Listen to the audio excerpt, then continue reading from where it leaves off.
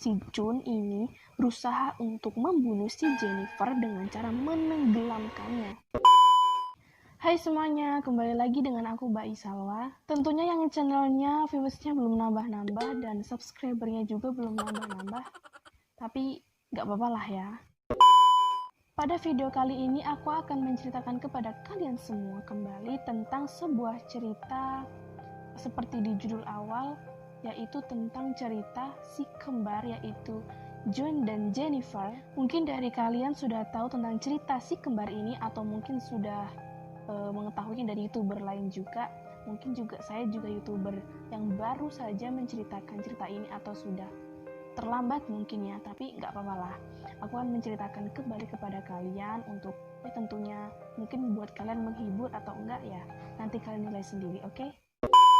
Jadi si Jun dan Jennifer si kembar ini lahir pada tanggal 11 April 1963 dan orang tua mereka Gloria dan Aubrey Gibbons yang berasal dari Barbados, tetapi kemudian mereka pindah ke Wales dengan si kembar yang pada saat itu si kembar masih sangat berusia muda sekali. Karena si kembar ini adalah salah satu anak yang berbeda dari komunitasnya, yaitu dia berkulit hitam, jadi mereka ini diintimidasi dan dikucilkan. Hal ini juga diperparah karena si kembar kecil ini memiliki kebiasaan berbicara yang sangat cepat dan tidak dimengerti dalam bahasa Inggris, jadi sulit nih bagi orang-orang untuk mengerti bahasa mereka.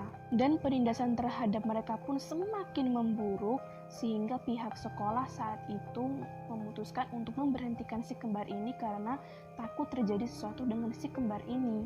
Karena mereka saat di sekolah pun sering dibully dan sering dikucilkan. Pokoknya gimana ya, memperlakukan mereka tuh nggak sewajarnya gitu. Dan saat si kembar ini semakin terisolasi atau semakin terkucilkan, mereka menjadi atau bahasanya itu semakin berubah menjadi idioklosia atau bahasa yang bisa dimengerti oleh mereka saja dan adik perempuannya yang bernama Rose atau si siapa ya, Rose atau Rose lah, ini panggil aja Rose gitu enaknya ya. Dan kedua si kembar itu sampai berada di titik di mana tidak ada siapapun yang bisa berbicara dengan dia, berkomunikasi dengan dia kecuali mereka berdua saja dan adik perempuannya itu. Saat mereka berusia 14 tahun, mereka dikirim ke tropis, namun di sana tuh tidak ada yang bisa menemukan apa yang salah sama mereka ini. Gangguan apa yang terjadi pada si kembar ini tuh tidak ada yang bisa menemukan di saat itu. Nah, sebagai dari bagian perawatan dari mereka ini ditempatkan di sekolah asrama yang terpisah, jadi memutuskan hubungan si kembar ini gitu, jadi dipisahkan untuk membuat gimana caranya si kembar ini itu bisa berkomunikasi dengan orang lain gitu. Tetapi rencana ini malah menjadi bencana. Jun dan Jennifer menjadi katatonik atau menarik diri sepenuhnya saat mereka itu terpisah. Mereka menjadi tidak bersemangat kembali saat mereka terpisah dan berharap mereka ini disatukan kembali. Dan kemudian si kembar menghabiskan beberapa waktu tahun untuk di kamar tidur bersama dan terlibat dalam dunia fantasi rumit mereka yang dipenuhi dengan boneka-boneka. Dan mereka menciptakan drama dan cerita yang berlatar belakang dari dunia mereka yang aneh itu. Dan pada tahun 1979, mereka menerima sebuah hadiah sepasang buku harian yang diterima pada saat hari Natal.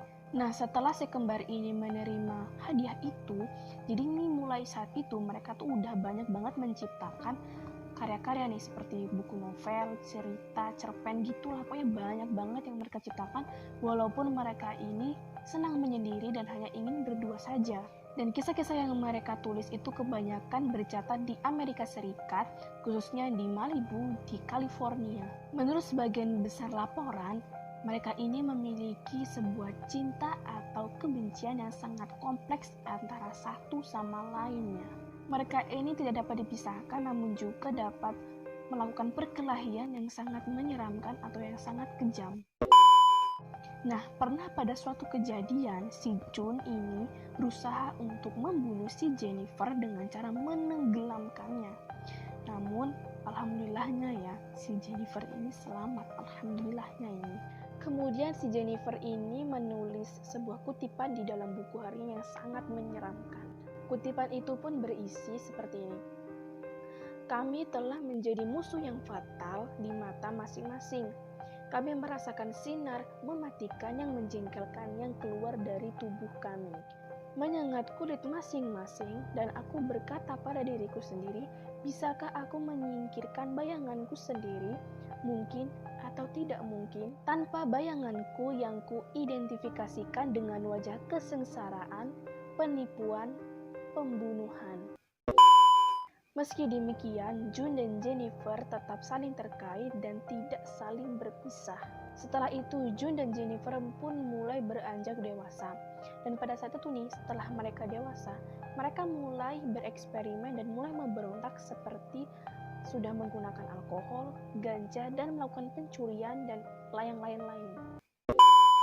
Dan pemberontakan mereka ini pun mulai parah dengan cara mereka melakukan pembakaran.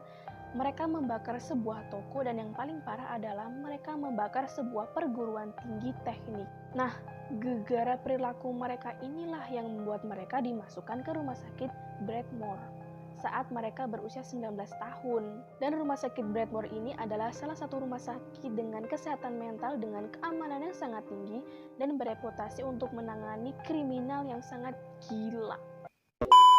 Tidak lama setelah kedatangan Jun dan Jennifer ini, Jun memasuki keadaan katatonia dan berusaha untuk bunuh diri, dan sedangkan Jennifer ini berusaha untuk menyerang perawat dengan sangat kejam.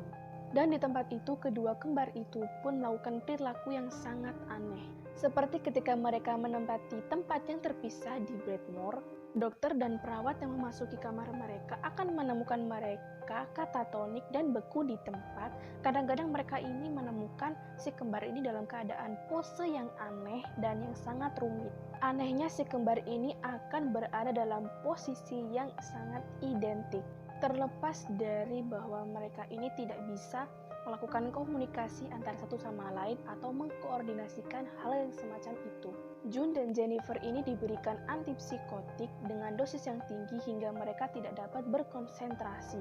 Beberapa menyatakan bahwa Jennifer mengembangkan tardive dyskinesia, gangguan neurologis yang menyebabkan beberapa gerakan berulang kali tanpa disengaja. Selama mereka tinggal di Bradmore, semakin jelas bagi mereka tentang jika mereka ingin hidup, salah satu dari mereka harus mati.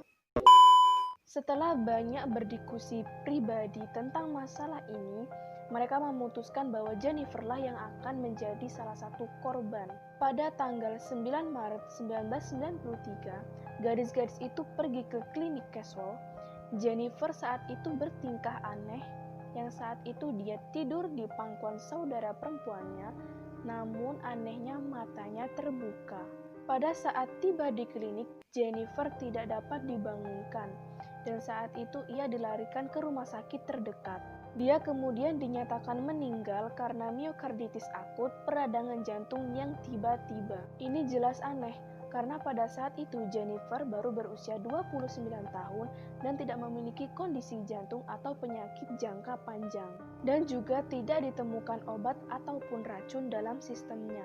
Dan sampai hari ini kematiannya pun menjadi misteri. Beberapa hari setelahnya, Marjorie Wallace, dia pergi mengunjungi Jun dan mencatat bahwa si kembar yang tersisa dalam suasana hati yang sangat aneh. Dia berkata, "Akhirnya aku bebas, terbebaskan." Dan akhirnya Jennifer menyerahkan hidupnya untukku. Setelah kematian Jennifer, Jun memberikan wawancara dengan Harper's Bazaar dan The Guardian yang telah didedikasikan untuk menegakkan kesepakatan yang telah dia buat dengan saudara perempuannya. Jika salah satu dari mereka mati, maka yang satunya akan hidup normal dan berbicara normal lagi. Pada tahun 2008, dia hidup mandiri di dekat orang tuanya di Wales Barat, dan dia tidak didampingi lagi oleh psikiater, dan juga dia diterima oleh komunitas walaupun masa lalunya sangat aneh dan menakutkan. Pada tahun 2016, kakak perempuan si kembar ini, Greta, mengungkapkan ketidakpuasan keluarga dengan Bradmore dan penahanan si kembar dalam sebuah wawancara. Dia mengatakan bahwa mereka menyalahkan pihak rumah sakit karena telah merusak kehidupan gadis-gadis itu dan mengabaikan segala gejala-gejala yang terjadi hingga menyebabkan kematian yang tiba-tiba terhadap Jennifer.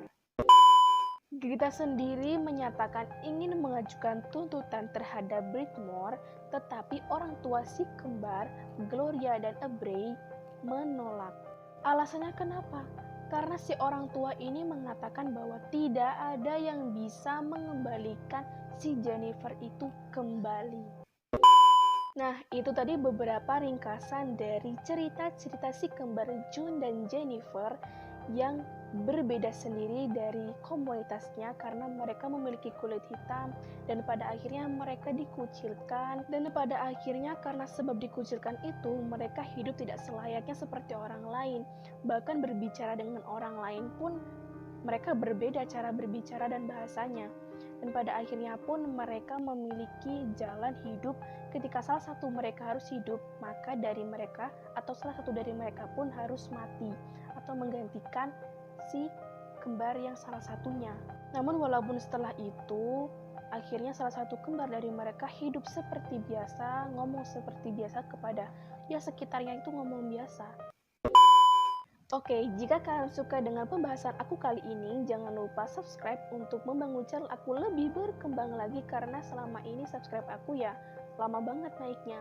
Dan juga kalau kalian suka dengan videoku kali ini, di like dan jangan lupa untuk di share. Nah, ini yang paling penting, jangan lupa dinyalakan lonceng atau notifikasinya supaya nanti ketika aku upload video baru, kalian bisa tahu. Karena selama ini yang lihat video aku ini nggak nyalain notifikasinya, jadi ketika aku upload video baru kalian nggak akan tahu. Oke, segitu dulu video dari aku. Semoga kalian terhibur ya. Insya Allah kalian terhibur lah dengan video kali ini. Jika ada saran ataupun yang kurang dari video aku, kalian bisa banget komen di bawah supaya nanti aku bisa memperbaiki video aku ke depannya lagi. Yang penting kalian dukung terus channel aku, subscribe, like, komen, dan share. Oke? Terima kasih.